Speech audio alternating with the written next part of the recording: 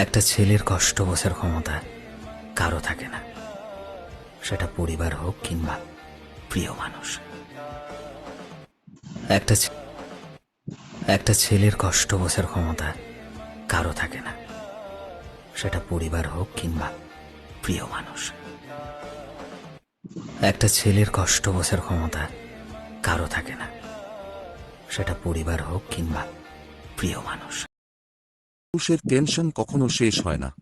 হাজারটা টেনশন মাথায় নিয়ে কর্মব্যস্ত জীবনের দায়িত্ব কর্তব্য পালন আর গাধার খাটনি খেটেও একটা ছেলে কখন শান্তি পায় জানেন? যখন বাসায় এসে দেখে তার মা ও স্ত্রী একসাথে হাসিমুখে মিলেমিশে আছে। সারাদিনের কষ্ট ও পরিশ্রম সে এক নিমিষেই ভুলে যায়। পুরুষ মানুষ সারাদিন পরিশ্রম করেও ক্লান্ত হয় না, ক্লান্ত হয় তার পরিবারের চাপে আর অশান্তিতে। একজন পুরুষের টেনশন কখনো শেষ হয় না। একটা ধাক্কা, জীবনটা কেমন জানি হয়ে গেছে। একটা ধাক্কা সামলে উঠতে না উঠতেই আর একটা ধাক্কা খেয়ে পড়ে যায়। এতটা ক্লান্ত হয়ে যায় যে আর উঠে দাঁড়ানোর শক্তিটুকু থাকে না। চারপাশে চেয়ে দেখি শুধু অন্ধকার। হাত ধরে টেনে উঠাবে এমন কোনো মানুষ নেই। যাদেরকে কাছের ভাবি তারা আমার পড়ে যাওয়ার দৃশ্য দেখে দূর থেকে মুচকি হাসে।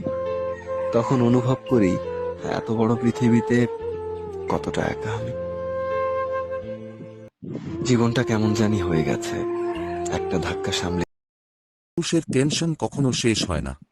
হাজারটা টেনশন মাথায় নিয়ে কর্মব্যস্ত জীবনের দায়িত্ব কর্তব্য পালন আর গাধার খাটনি খেটেও একটা ছেলে কখন শান্তি পায় জানেন? যখন বাসায় এসে দেখে তার মা ও স্ত্রী একসাথে হাসিমুখে মিলেমিশে আছে। সারাদিনের কষ্ট ও পরিশ্রম সে এক নিমিষেই ভুলে যায়।